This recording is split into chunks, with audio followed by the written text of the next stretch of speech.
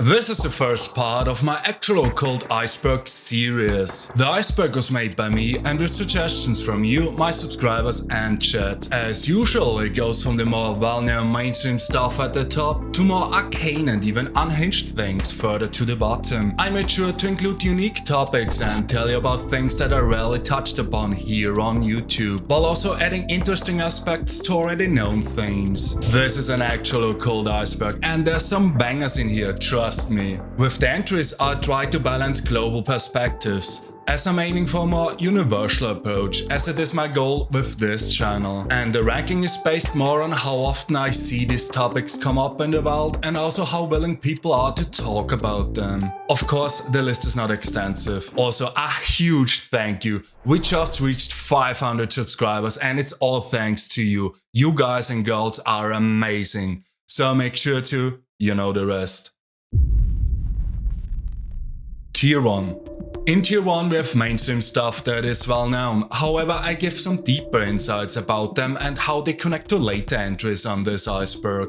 Pop culture occultism. Here we have things like Satanism, pentagrams, 666, Ouija boards, the Satanic Church, etc. And things you see and know from movies or Netflix, like scary demons that eat people, haunted dolls or long-bearded Merlin types. What the depictions in movies often share in common is that it is exclusively from the perspective of Christianity and the Church, which sees occult elements as this sort of great evil that needs to be conquered and overcome in order to free the people. Which is ironic really, considering that in reality it is the other way around.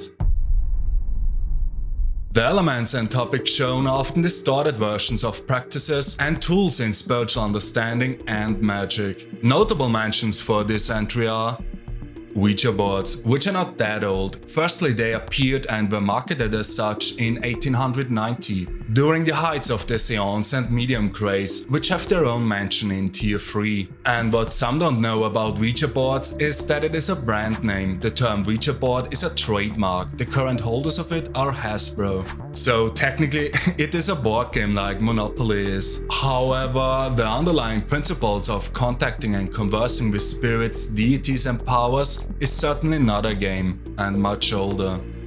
But based on actual practices like divination, mediumship, automatic writing and even rituals, all of these are also mentioned on the iceberg. Though the intent with Ouija boards really was to cash in on the so-called occult revival of the 1800s. Another notable mention is the Satanic Temple, which is an actual religious organization and legally recognized as a church.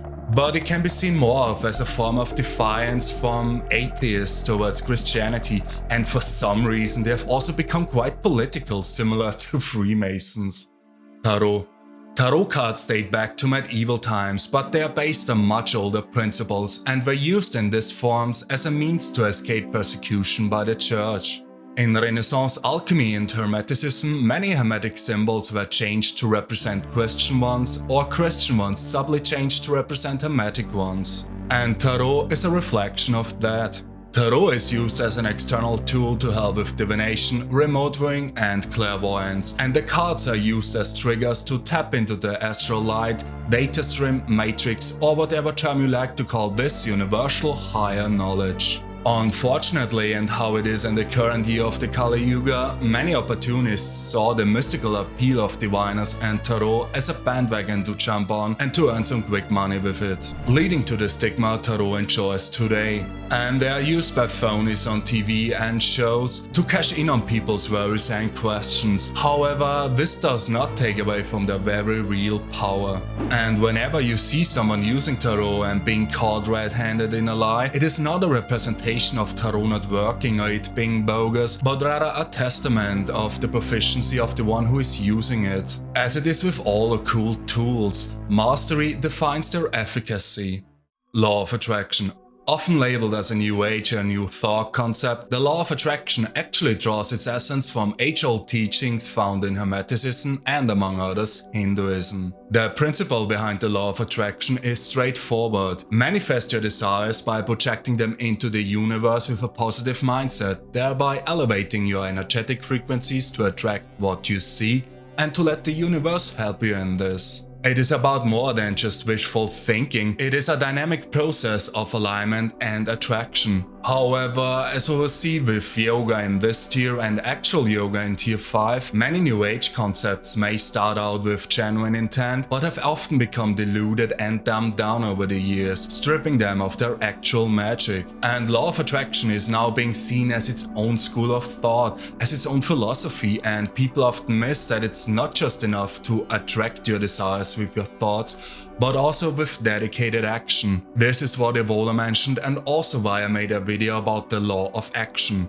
But the law of attraction, while not being a law in the strictest sense, forms a necessary basis for ritualistic and operational practices in occultism.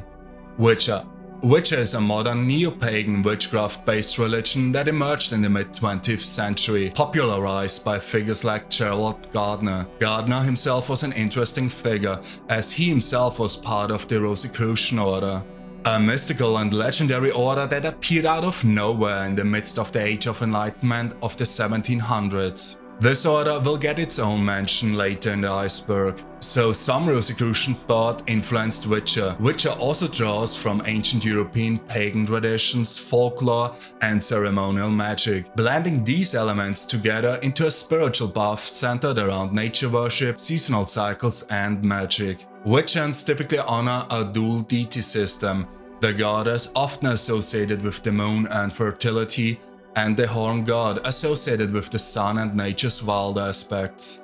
The goddess obviously is Diana from Greco-Roman paganism, and the horn god is Cernunnos from Celtic paganism. A key ethical guideline in Wicca is the so-called Wiccan Rede, which states at the end, "And ye have none, do what ye will," emphasizing personal responsibility and magical practice, but also to go all out with it as long as it doesn't harm someone. Wicca's emphasis on harmony with nature and the divine within has made it one of the fastest growing spiritual movements in the West in recent years. From this Wicca movement is also where the term fluffy bunny comes from, as a way to differentiate between those that are only doing it for the meme or because they've seen it on TikTok, and those that actually practice it with serious intent and belief. Western yoga. In the West, what we call yoga revolves around body exercises, stretches and similar, without any spiritual or occult connections, so why is this on the list? Well, what many don't know is that this isn't really yoga, as it is taught within Hindu or tantric practices. It is just a small part taken from some forms of original yoga. What they do in the West are so-called asana postures, which are originally meant as an assist in meditation or within specific practices. Think of it like this: asana postures are one leg of a table that still needs 3 other legs in yoga. And this actual yoga, which gets its own mention in tier 5, goes far beyond just stretches and poses, however, and when you see its full scope, it will certainly blow your mind. Western yoga may still carry some traces of its original energy, but it has mostly become a sort of feel-good ego exercise, just an excuse to post sexually suggestive pictures on Instagram. But don't get me wrong here, asana postures are effective exercises. I practice them myself, and if you do too, keep doing them. However, I invite you to look into actual yoga, because there's so much more to it than just these postures. It is like with the law of attraction, well meant and it might work, but it has become super diluted and almost something entirely different. And to me, it feels like that in Western yoga, the intent is more like to sell something. Yoga mats, courses, books, you name it, a lifestyle practically. But this lifestyle is completely made up. German folktales and the Brothers Grimm. Many of you might have heard of German folktales before, and how they always take on dark and unexpected turn of events, Hansel and Gretel or Snow White for example.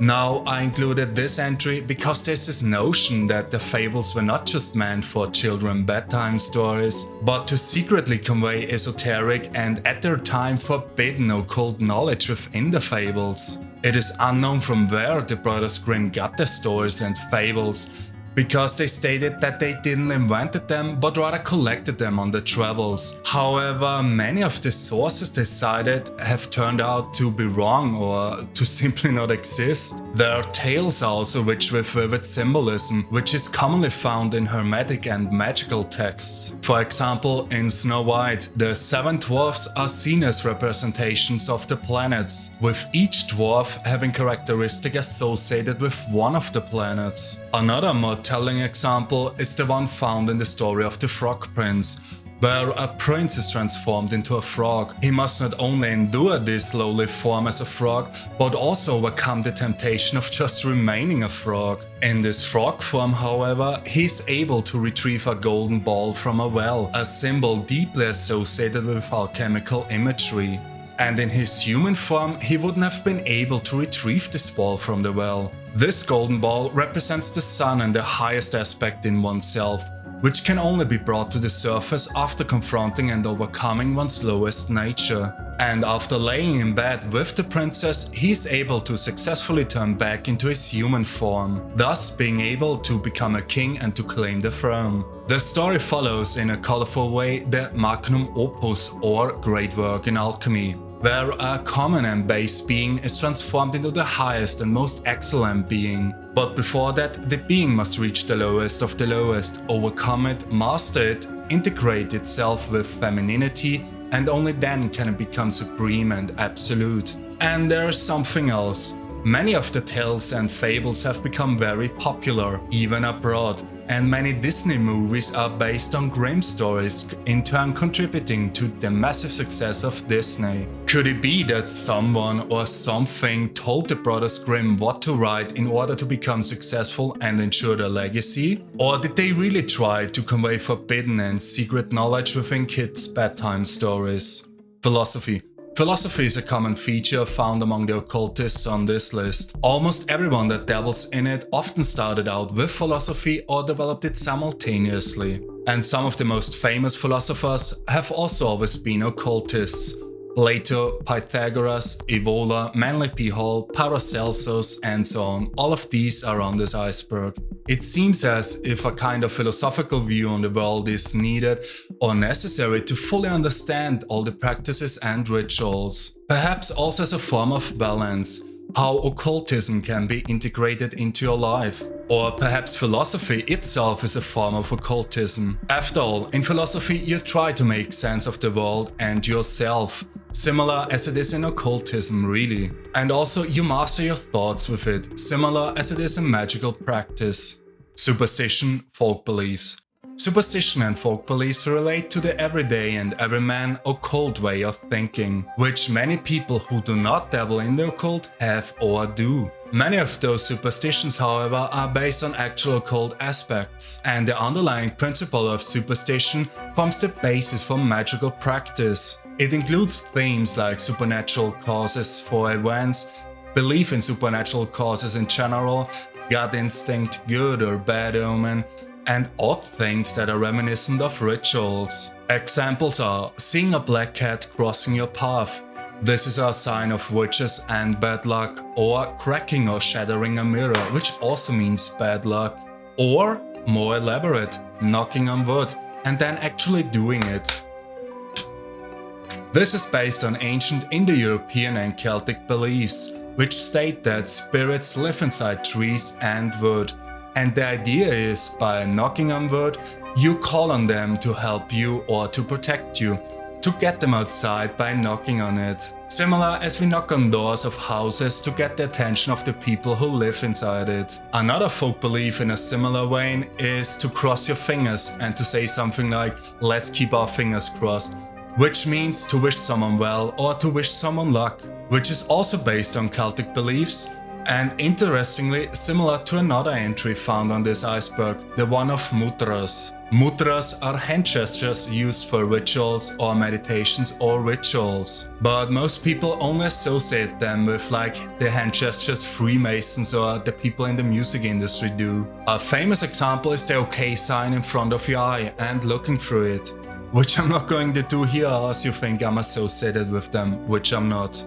Another interesting belief is the one found among natives in New Guinea. They place a spade on the grave of a recently deceased friend or loved one in the belief that if the body regains its soul and comes back to life again, it can dig itself out with it, which is an interesting superstition to have, because it evidently happens that some people who are pronounced dead come back to life again later. It is actually recognized in medicine as the Lazarus syndrome or Lazarus effect, whereas people who have been clinically pronounced dead come back to life again later in the hospital. Folk belief also includes common tales, fables and myths, like the ones of dragons, witches, werewolves, King Arthur and so on. But this is really just a small overview, there's much more to it than what I just stated. This wraps up Tier 1, which serves as an entry level to the occult and a relatively safe level to know and to dig into. However, we can see how many of the things here are expressions of deeper and more arcane things, like Wicca, the law of attraction or yoga. They serve as some sort of slide to get really into the entries further down in the iceberg. In the next video, which will be Tier 2, it starts to get interesting, since here we take some of the first in-depth looks at actual practices and belief system considerations, like voodoo, dharma or ritualistic dancing. Also the first controversial entry, where I can talk about things that aren't usually mentioned or publicly admitted so. It will only get more unhinged from here and I really can't wait to get into it. Nevertheless, I hope you enjoyed this video and that we'll see each other again in the next one. Also make sure to like and subscribe and also leave a comment with your thoughts, wishes or suggestions. I read and reply to